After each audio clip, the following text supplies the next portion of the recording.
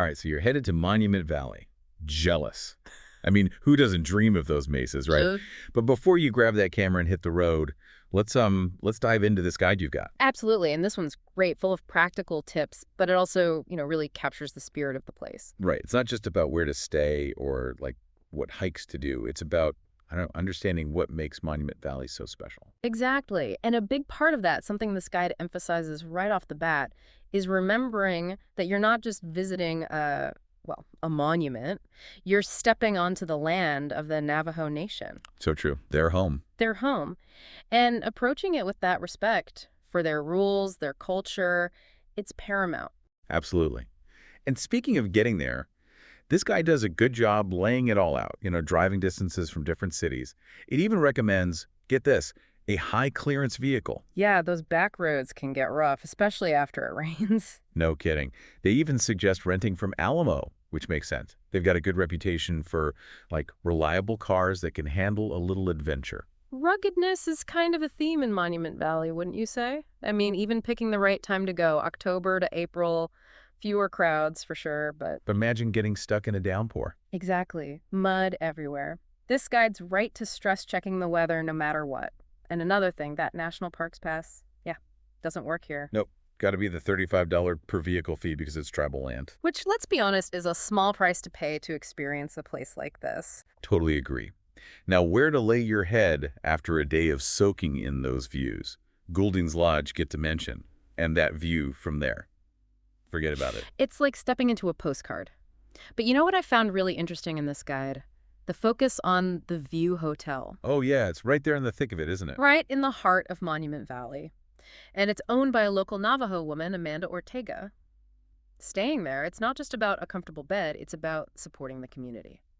Love that. Putting your money where your heart is, right? Exactly. It really is about more than just, seeing the sights. But let's talk about what to actually DO in Monument Valley. This guide makes it clear. The 17-mile scenic drive, that's a must. Can't go wrong with that one. Even if it's a bit bumpy, right? The guide even mentions it comes with a map highlighting all those killer viewpoints. So, no excuses for missing that perfect shot. And hey, you don't need a monster truck. A regular car can handle most of it. Good to know.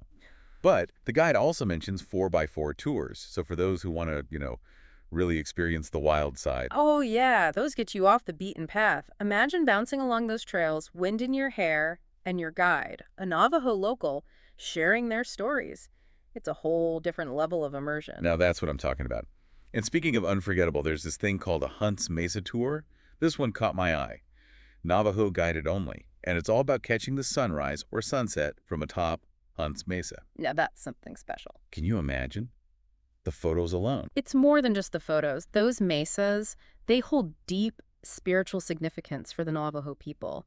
Having them guide you, share their connection to that land, it's really something to be respected. Wow, yeah, you're right. It's a privilege to experience that. Now, I know all that exploring can be tiring.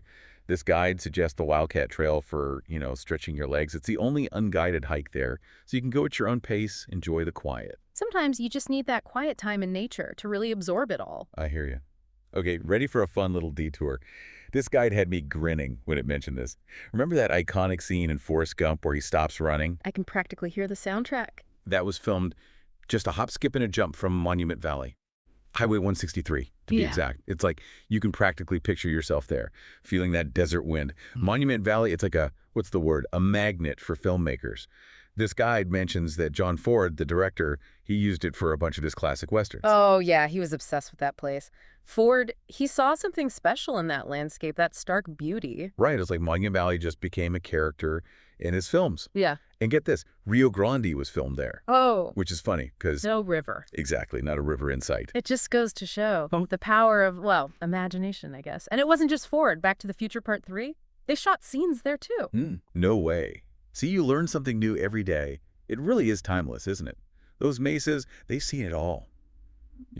Centuries of history. Yeah. Makes you think about the stories they could tell.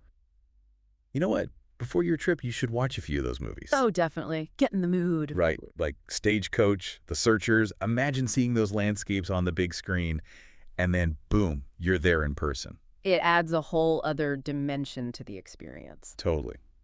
So there you have it, everything you need for your Monument Valley adventure. But more importantly, we've I think we've touched on what makes it truly special. It's not just about checking off a list, right?